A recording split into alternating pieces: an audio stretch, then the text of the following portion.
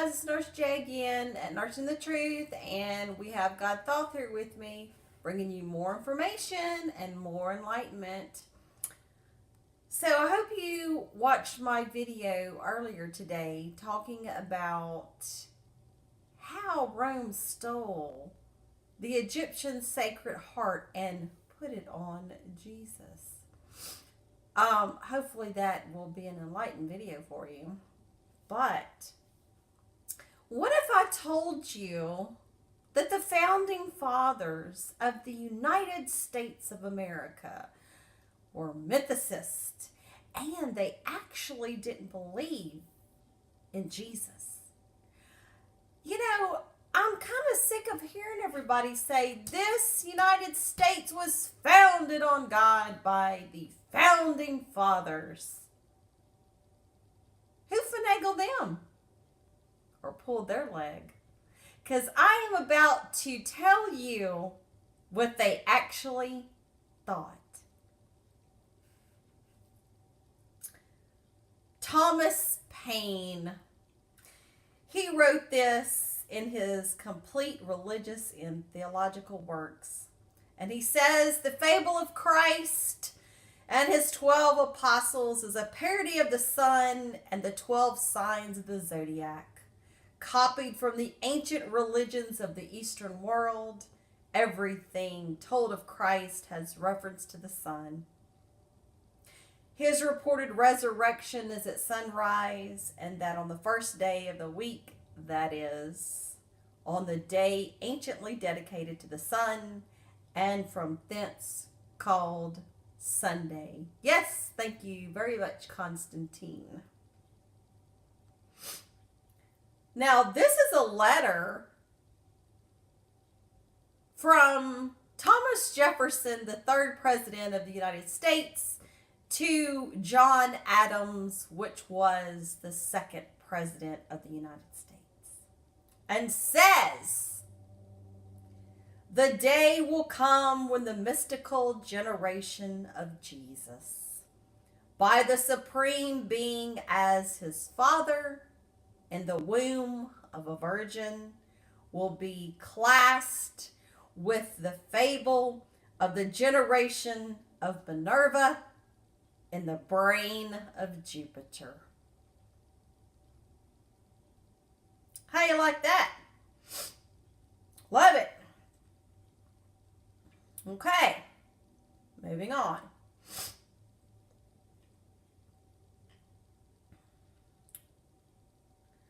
Some of the most famous early Americans may have considered Jesus Christ to have been a myth. And it also states that George Washington was a closet mythicist.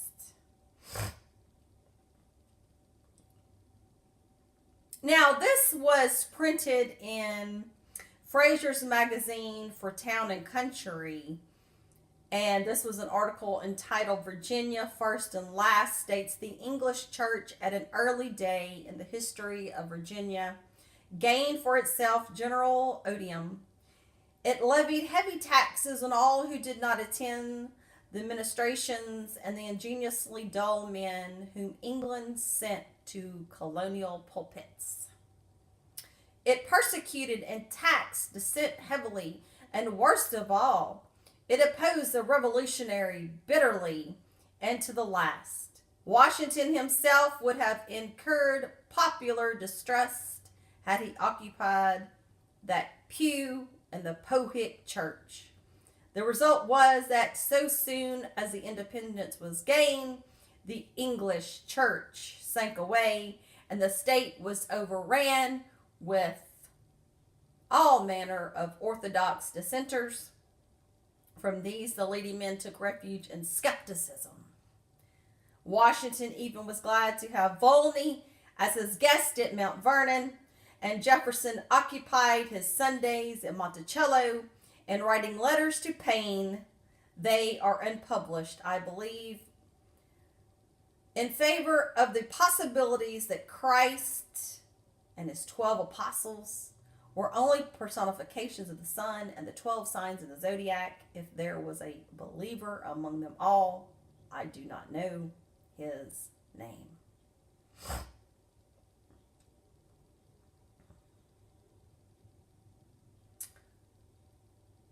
Wow. That ought to tell you something. You know, it's funny. George Washington, the first president,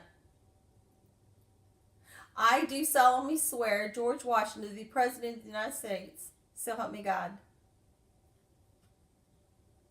And he didn't believe it at all. It's what you call passive aggressive, right?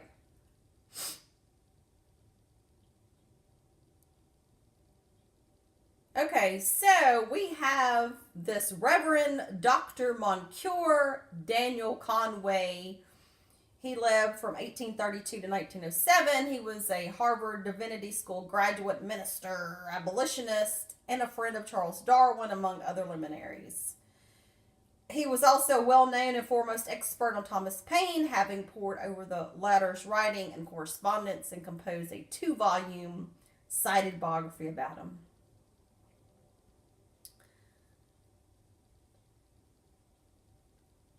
It says that the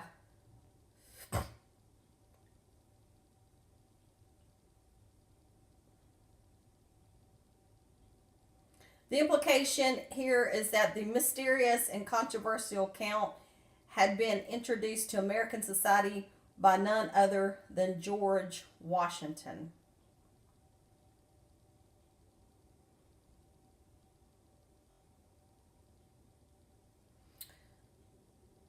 There were other mythicists called Volney, Dupuy, and Napoleon.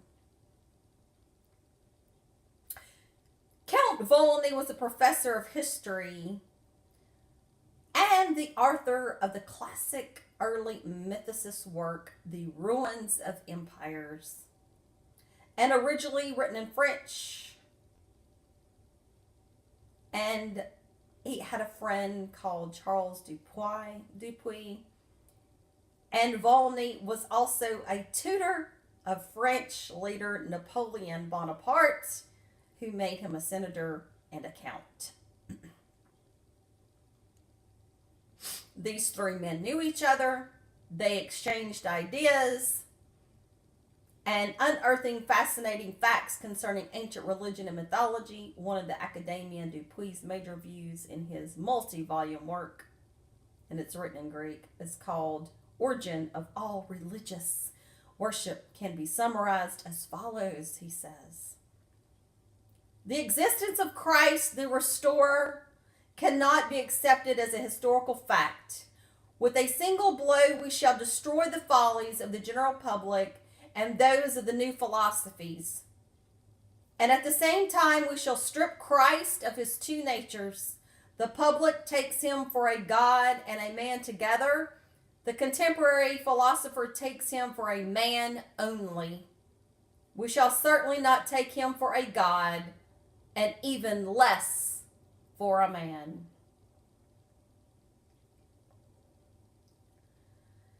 In the same regard, Volney remarked, there are absolutely no other monuments of the existence of Jesus as a human being than a passage in Josephus, a single phrase in Tacitus and the Gospels. But the passage in Josephus is unanimously acknowledged to be apocryphal and to have been interpolated towards the close of the 3rd century. The existence of Jesus is no better proved than that of Osiris and Hercules. And we know Eusebius of Caesarea, the dirty sucker that he was, interpolated Josephus's work.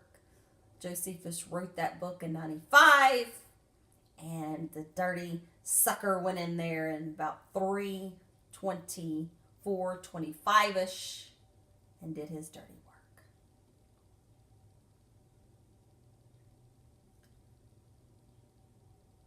Volney's section in Ruins on Jesus is entitled The Christianity or the Allegorical Worship of the Son under the Kabbalistic names of Christian or Christ or Jesus or Jesus. Excuse me. Thus, Dupuy and Volney's thesis was that Christ was a mystical figure based on the Son.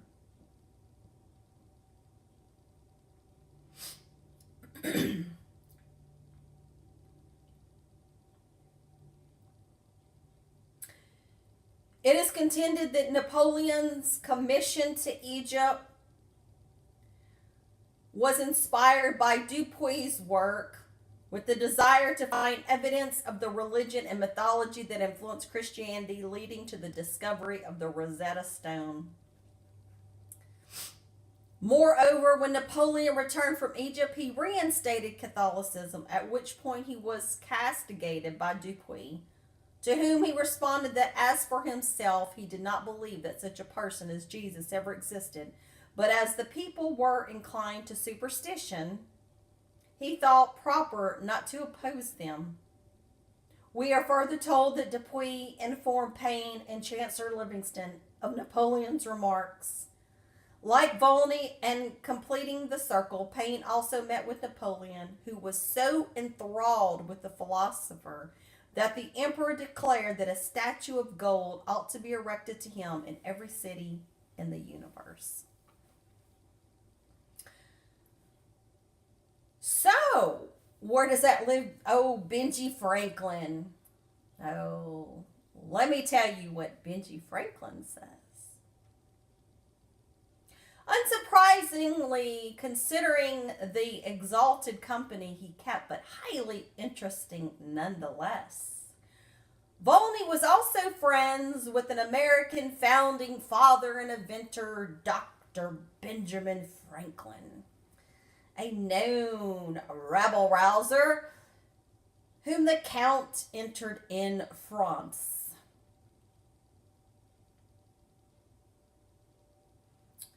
He met Benji, then ambassador of the new United States to France, who decisively influenced his views on morality, and introduced him to the next ambassador, Thomas Jefferson. Here we learn that the young Volney had made the acquaintance of not only Franklin, sometime between 1776 and 1780, but also Thomas Jefferson before the Count traveled to America. In Volney's subsequent correspondence with Franklin, the two evidently discussed philosophy, but Volney's book on mythicism was not published until 1 year after Franklin's death, and that's sad. But baptized a Puritan, Franklin adopted deism as a young man, declaring in his autobiography, "I soon became a thorough deist."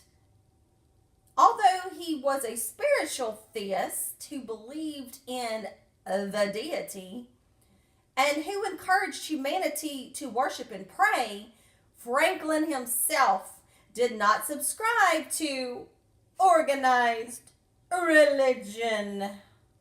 Did you hear me? Once remarking, lighthouses are more useful than churches. Let me say it again. A lighthouse are more useful than churches. In consideration of his friendship with Volney and Paine, one wonders whether or not Franklin, too, was at the very least a rational Unitarian, as appears to have been somewhat common among deists. Oh, but it even gets better. How many people run in these circles? We're talking big time people back in the day. At the same salons and saloons, however you want to go there. Whether you want to get your hair cut or whether you want a good shot of whiskey. They were everywhere.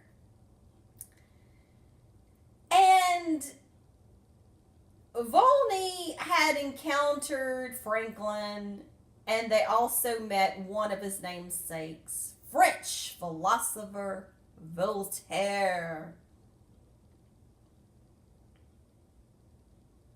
And Voltaire himself was certainly aware of the Christ myth thesis, having once written, I saw some disciples of Bolingbroke who denied the existence of a Jesus. Voltaire is referring to the English philosopher Henry St. John, the Viscount Bolingbroke. Bolingbroke's deist disciples as Jesus mythicists, Voltaire has traced back the school of thought to before the time of Dupuy. Certainly these deists were likewise not the first mythicists.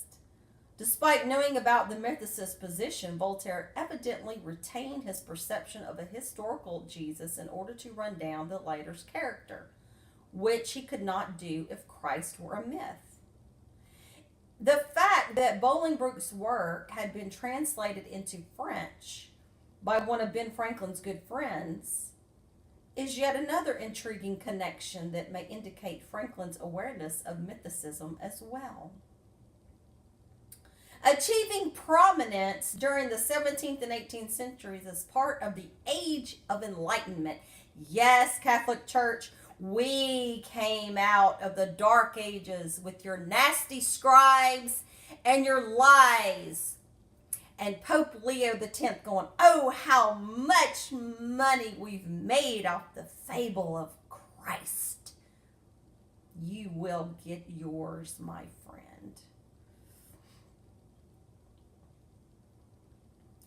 Deism is a religious viewpoint that does not deny God's existence, but that avers the Creator can be perceived through nature and reason while remaining aloof from creation, not interfering in the matters of men or suspending natural laws.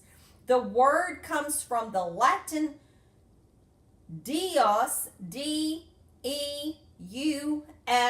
which means God, and which was previously used interchangeably with the Greek term theos, likewise meaning God.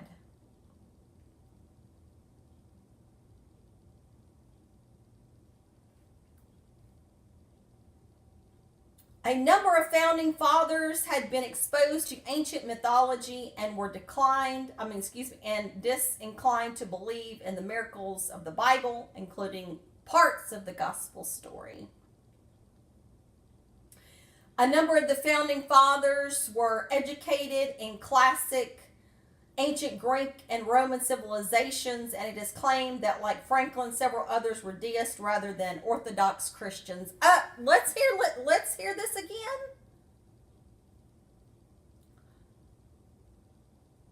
again.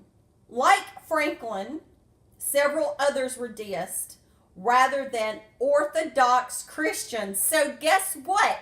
This United States of America was not founded on Christianity.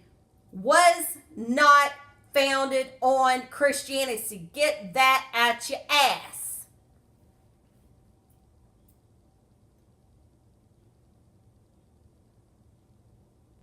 Thus, they had been exposed to ancient mythology and were disinclined to believe in the stories and the miracles of the Bible. It appears that some of these individuals were also sympathetic to the idea of Unitarianism as well, the non-Trinitarian ideology that denies the triune nature of God in favor of a divine unity.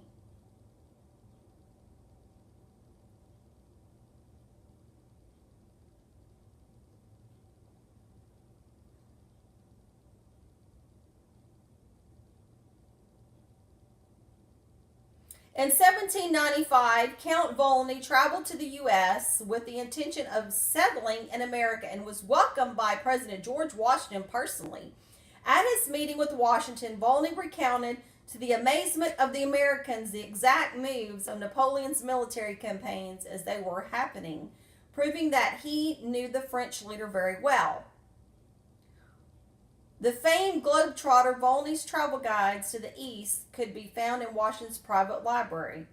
Also listed in the catalog of the Washington collection at the Boston Athenaeum is Volney's letter to the hostile American theologian Reverend Dr. Joseph Priestley regarding a decisive pamphlet the minister had written against Volney's work.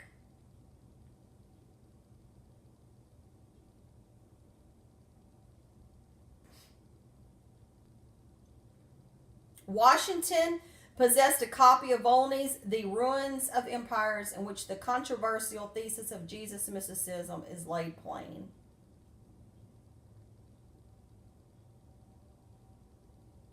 For many years, it has been contended that Thomas Jefferson was a deist, if not an atheist.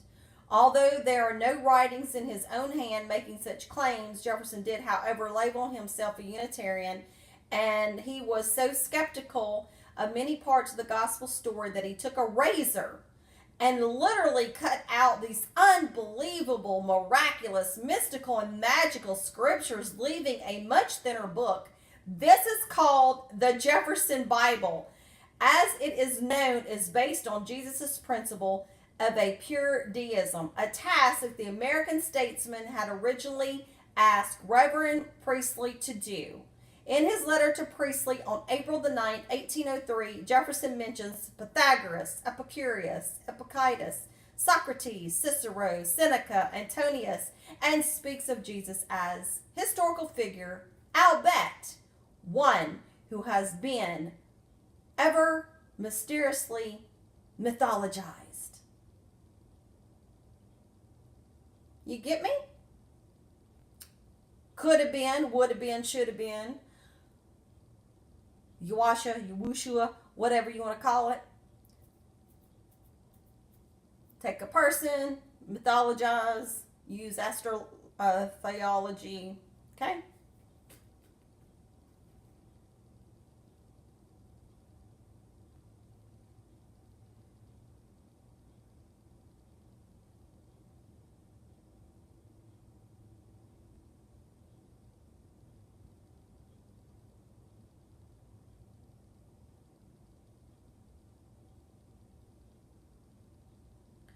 So all these people were running around: Jefferson, Volney, Jefferson, Washington, Ben Franklin, John Adams. They all knew each other. They knew each other's work.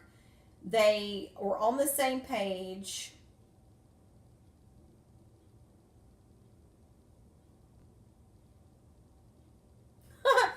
Volney returned to France, where he associated with Madison. He even knew James Madison, through whom Jefferson continued corresponding to the Frenchman, and in a letter of 1804 to James Monroe. Oh, well, there's James Monroe too. President Jefferson mentions his close relationship with the Count. Jefferson's role in the scandalous French connection did not go unnoticed. However, as he too was talked down, Federalists attacked Jefferson as a howling atheist and infidel, claiming that his attraction to the religious and political extremism of the French Revolution disqualified him from public office. That's funny.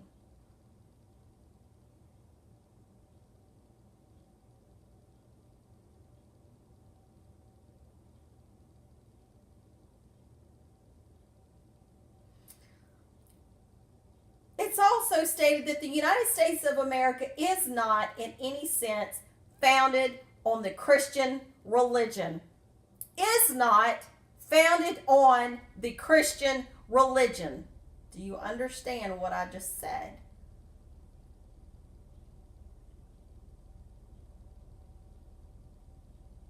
States. Volney translator Joel Barlow, 1750 to 1812, himself was an American statesman, well known for drafting the Islam appeasing Treaty of Tripoli, in which it was written that the United States of America is not in any sense founded on the Christian religion. Do you hear what I just said? It is written in the Treaty of Tripoli, in which it was written that the United States of America is not in any sense founded on the Christian religion. So, Christianity, you can go down the toilet.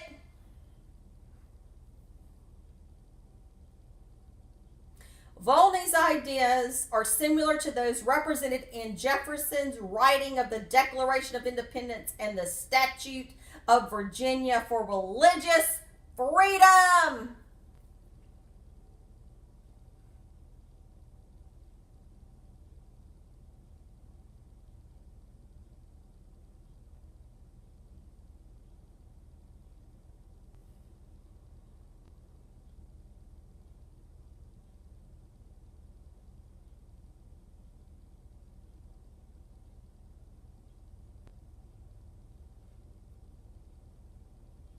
As early as 1793, Jefferson was aware that Paine was critical of the gospel story.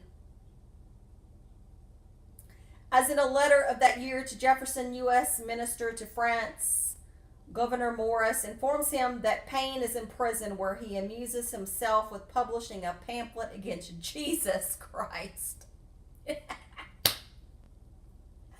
freaking heard it all. You mean to tell me you have a person that was in the founding of the United States that is put in prison and he's writing a pamphlet against Jesus? This has to be the most freaking hilarious damn thing I have ever heard. The pamphlet, to which Morris refers as the first part of the Age of Reason, is a deistic tract that takes a typical position of Jesus being a virtuous and amiable man, but in the same writing, Paine refers repeatedly to Christian mythology and Christian mythologists. It seems that, particularly after the publication of The Ruins, Paine became increasingly inclined towards mythicism, as displayed in his later work on Freemasonry, which was an essay to be included in the third part of his Age of Reason, but which was not published until 1818, 9 years after his death. I started reading that book, Age of Reason by Thomas Paine. Very interesting book.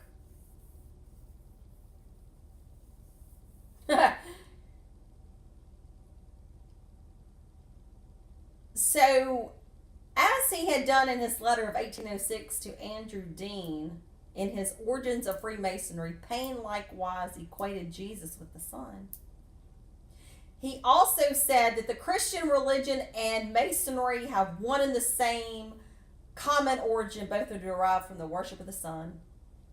That the Christian religion is a parody of the worship of the Son, in which they put a man, whom they call Christ, in place of the Son, and pay him the same adoration which was originally paid to the Son, as I have shown in the chapter of the origin of the Christian religion. George Washington himself was a Mason, and Ben Franklin. There is no official record of Thomas Jefferson being a Mason, but he was surrounded by Masons in his family, business, and political associations.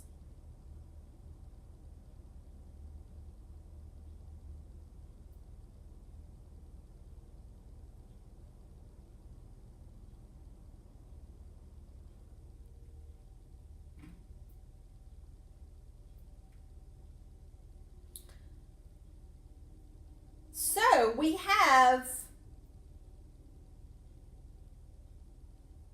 a popular English minister by the name of Robert Taylor. He was imprisoned for being a mythicist as well.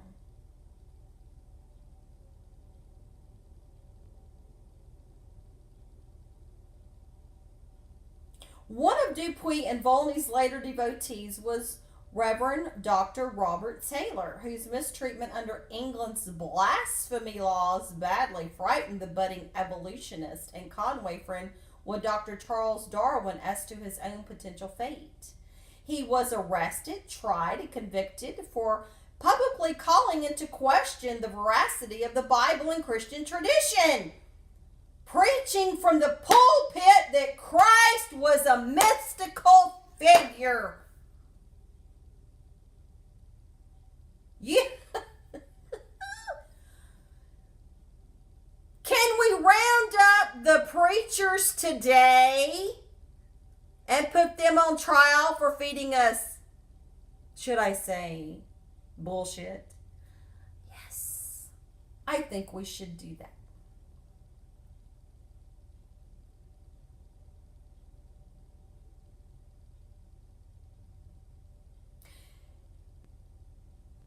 He served 2 prison sentences in the late 1820s and 1830s for a total of 3 years, during which the time he defiantly wrote 2 mythicist works, the Syntagma and the Diegesis. If Darwin was aware of Taylor's fate, he was likely also knowledgeable of what the minister had been preaching.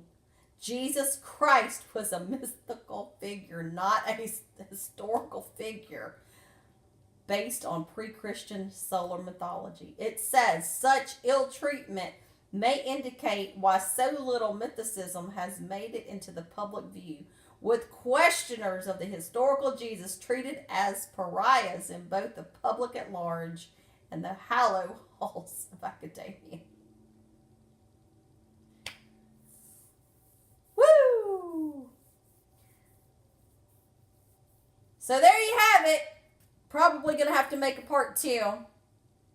Hope you like it. Have to tell you, United States of America was not founded on Christianity. So, when you search for the truth, let the truth set you free. And me and Thaw say Hotep Ashe, peace out, and we'll see you in a little bit.